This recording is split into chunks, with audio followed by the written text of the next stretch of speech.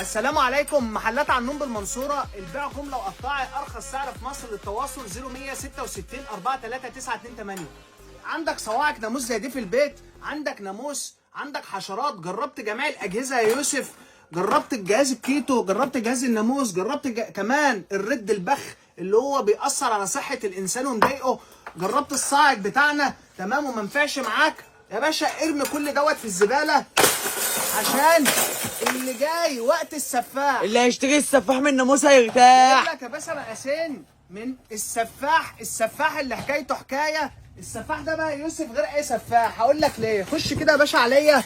اللمبه بتاعته يو في اشعه فوق بنفسجيه، يعني اللمبه بتاعته يا يوسف مش زي اي لمبه في السوق. اللمبات العاديه ديت ام 20 و25 جنيه، مش هي دي اللي بتجيب الناموس. دي اللمبه الاصليه اللي جوه السفاح.